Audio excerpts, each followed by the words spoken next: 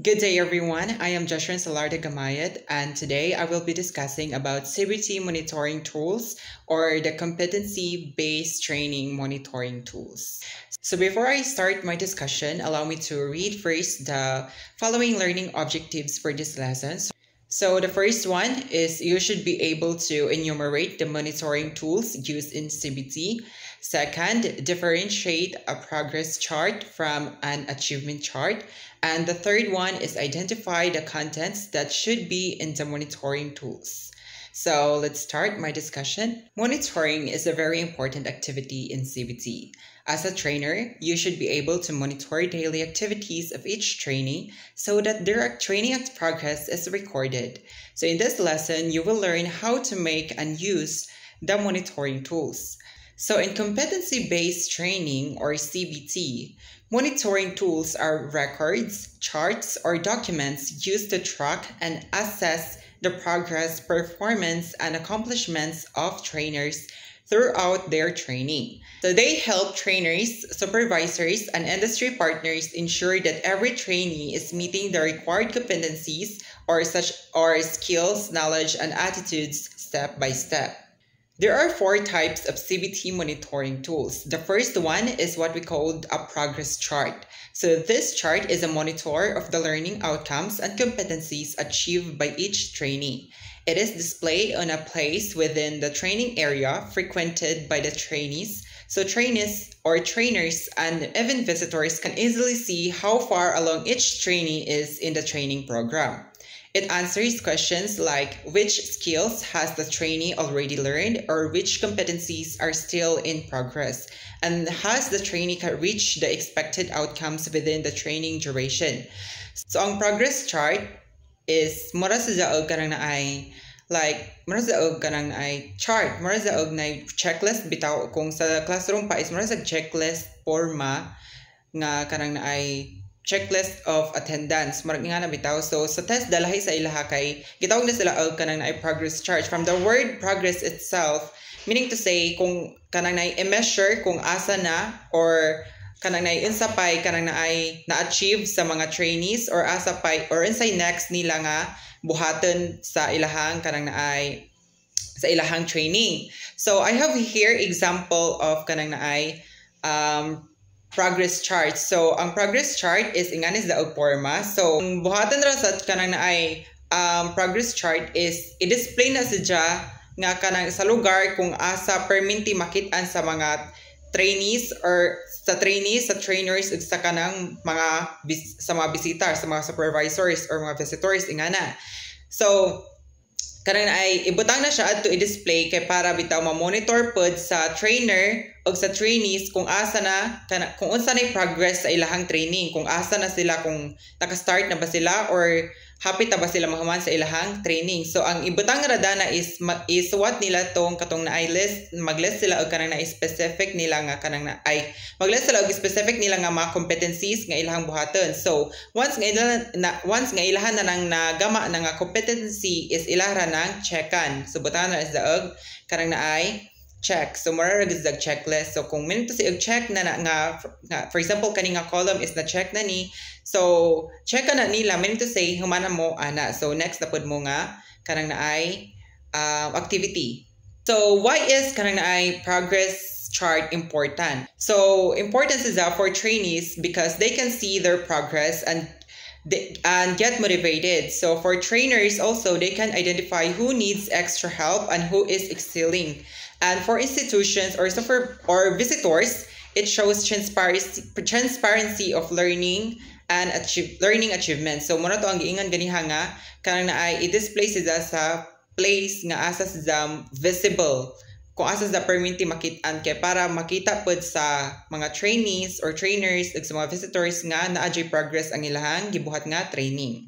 So the second CBT monitoring tools is what we call an achievement chart. So this chart is a monitor of the required projects and activities usually in the job sheets of the CBLM. So these requirements are needed in the attainment of the skills of the competency. Unlike the progress chart, which tracks learning outcomes or competencies, the achievement chart focuses on a specific task projects, and outputs. Unlike the progress chart, which tracks learning outcomes, competencies, the achievement chart focuses on specific tasks, projects, and outputs. So the achievement chart is different from progressive chart. Okay, when we say about progressive, meaning to say progress, naghisgot ra sila sa progress. Katong progress chart is mo to sila silbi murag sukatan bitaw nga kanang for example ani nga kanang competency is wa sila kaadyo kasibog, meaning to say slow sila. So ma-identify to kay na may name sa mga trainees adto ilista. So ma-tan-out to sa trainer kung kinsay need og help or kung kinsay ang angay pa nga fokusan kay para makasibog sila together with the others. So kani si achievement chart is kanang naay from the word itself achievement, meaning to say na achieve or nahuman na nga or na-accomplish na nga task sa kanang naay mga trainees. So specific siya compared ni progress kay si achievement chart is ang ilahang ilista sa ibabaw is kanang naay kanang specific task, gadget, or projects nga kanang kinahanglan buhaton sa trainees. So I have here example of achievement chart. So as you can see in my back, mao ni ang kanang naa example sa achievement chart. So meaning to say, mo is ang giingat pa ganihanga same ra gyapon sa forma sa kanang naa progressive chart nga naay name sa trainee, tapos naay katong naay specific task nga nakalista sa ibabaw. Tapos kung ma-achieve na nila, check ka na to, puta nga nag-check mark, and then mo na to sa same ra gyapon sa kanang naay progressive chart. Pero ang kalahian ra nila is si progressive. So ang ginaingon pa is kanang naay progress or i-track ra kung ni-move na ba sila or wa pa, or asa sila galisod nga competency dapita. So kani si achievement is kanang specific task ni siya ilista nga, for example, kung nahumana ka ani, butangan na kag check mark, so meaning to say, all kanang naay, humana ka. Yes. So the third CBT monitoring tools is what we call a trainees record book. So this is the monitoring tool for trainees in the supervised industry training or on the job training. So this monitoring tool is kept by the trainee, but the supervisor signs the TRB for every accomplishment he has within the training period. It serves as the official logbook of the trainee's activities and accomplishments in the workplace. It is kept by the trainee but regularly signed and verified by the industry supervisor after every task or duty performed. So I have here example of trainees record book. So as you can see in my back, so one example of kanang naay TRB or the trainees record book. So kanis is kanang naay mo ni ang kanang naay notebook nga hawiran sa trainees nga ijahang ikip kay anis da moras daog kung sa laing term moras daog journal or diary bitaw, pero in different way. Kay kanis is imo maning ilista ani is kanang imuhang mga achievement nga na himo anang adlaw or imuhang task nga na perform.